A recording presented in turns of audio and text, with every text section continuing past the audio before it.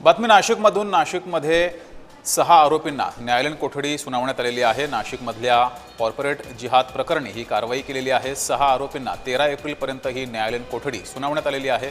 तर एचआरवर सुद्धा कारवाई करण्यात आलेली आहे। नाशिक कॉर्पोरेट जिहाद प्रकरणी 6 आरोपींना न्यायालयीन कोठडी, तर एचआर अश्विनी चेन्नानी हिला 13 एप्रिलपर्यंत पोलीस कोठडी ही सुनावण्यात आली आहे।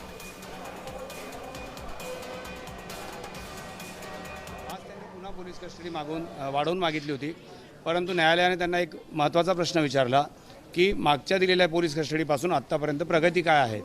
त्याच्याकडे मला असं वाटतं की तपास यंत्रणेकडे काही खूप चांगलं उत्तर नव्हतं। आमचाही मुद्दा तोच आहे की तपास यंत्रणेकडे मागच्या दिलेल्या पीसीपासून आजपर्यंत तपासामध्ये काहीही प्रगती दिसत नाही आहे आणि प्रगती दिसण्याजोगा तपास आता काही राहिलेला नाही, कारण मुळातच सगळे आरोप हे 1-2 वर्ष जुने आहेत आणि ते तोंडी आरोप आहेत।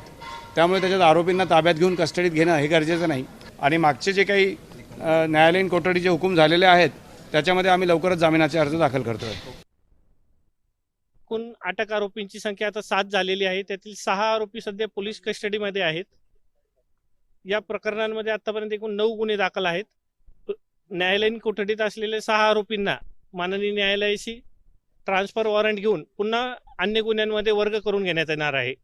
सध्या या गुन्ह्यातील एक आरोपी फरार आहे। ज्या पीडित आहेत त्यांनी निर्भीडपणे पुढे यावं आणि आपल्यावरती झालेला अन्याय असेल तर आपण पोलीस स्टेशनला येऊन तक्रार दाखल करू शकता। तसेच या अनुषंगाने अन्यही कुठल्याही व्यक्तींना माहिती असल्यास ती देखील पोलिसांना संपर्क साधून माहिती देऊ शकतात।